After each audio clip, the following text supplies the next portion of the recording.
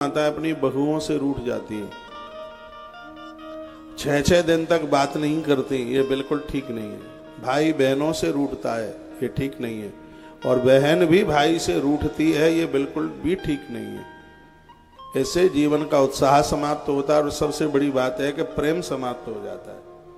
और जीवन प्रेम के बिना बिल्कुल बेकार है। मेरे गुरुजी एक गीत गाते हैं, प्रेम हमारी साधना है, प्रेम हमारा पंथ है, जो भरा है प्रेम से बस वही हमारा संत है। जिसके अंदर प्रेम है वही महापुरुष है, वही साधु है। इस प्रेम को कम मत होने दीजिए। और आज इस कथा का समापन दिन है। पूर्व के 6 दिनों में आपने क्या सीखा है आप जाने, क्या ग्रहण किया आप जाने, लेकिन आज कथा के 7वें दिन यह स्वीकार करके जाना है कि हमें परिवार में किसी से रूठना नहीं है, सबको प्रेम से बात करनी है। भगवान को भी प्रेम है प्रिय। भगवान ने कहीं नहीं ये वर्णन है कि मुझे गुलाब जामुन प्रिय और रसगुल्ला पसंद है प्रिय, तो मुझे गुलाब जामुन जानते हैं, काली वाली मिठाई,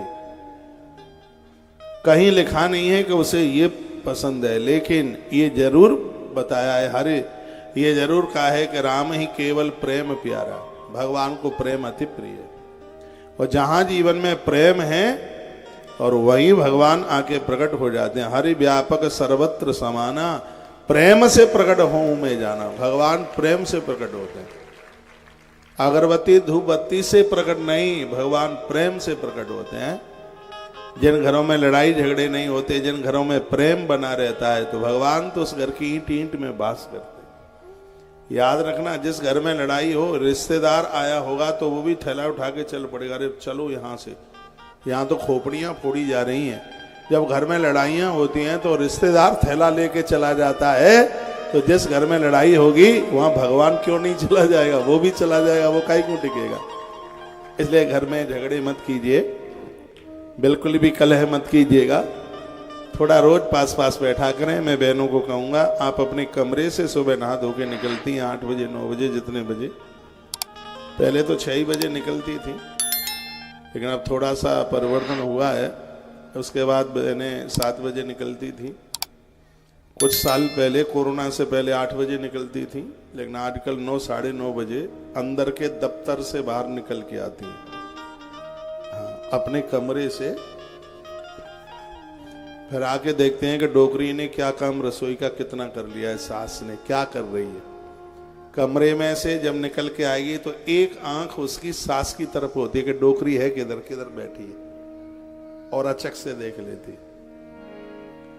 ज्यादा धार्मिक है, थोड़ा मंदिर की तरफ चलती है, भगवान को वंदन प्रणाम करती है। जिस घर के लोग रोज मंदिर में प्रणाम करते हैं, महर्षि वाल्मीकि जी ने कहा था, भगवान आप अयोध्या भले ही छोड़ देना, लेकिन उस घर को मत छोड़ना। भगवान प्रभु राम को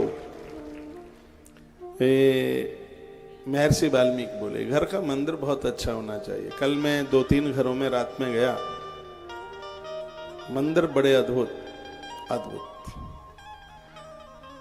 एक तो मैं श्री लक्ष्मी नारायण जी सोनी, दयाराम लक्ष्मी नारायण ज्वेलर्स वालों के यहाँ, मैं उनकी बड़ाई नहीं कर रहा हूँ, काहे को बड़ाई करूंगा, मुझे कोई स्वार्थ तो है नहीं। मैं उनके मंदिर से बहुत प्रभावित हूँ। राजपूत माता, मैं आपके यहाँ गया, आपका मंदिर बड़ा अद्भुत। घर के मंदिर को बहुत ठीक कीजिए, बहुत अच्छा कीजिए, बहुत ही बढ़िया कीजिए। ये पूजा पाठ हमें कहीं से कहीं पहुंचा देता है। जानकी माता ने पूजा के जोर पर राम को प्राप्त कर लिया। जय जय गिरवरराज किशोरी, जय महेश मुख चंद चकोरी, वो पूजा ही तो थी। मां भवानी के मंदिर में वो पूजा करती थी। प्रभु राम उन्हें मिल गए। घर के वातावरण को बहुत अच्छा कीजिए, बढ़िया कीजिए। प्रातः आप अपने कमरे से बाहर निकल के आती हैं, सास ससुर सामने दिखाई दे जाते हैं, तो सबसे पहला प्रणाम आपका उनके लिए हो। और आप भी बहुओं को उठाकर अपने गले से कंठ से लगा लें। मैं दावे के साथ कह सकता हूं, मोर में और सांप में जन्मजात वैर है, लेकिन वो तो गलवैयां डाल के बैठते हैं महादेव के दरबार में, महादेव बनिए।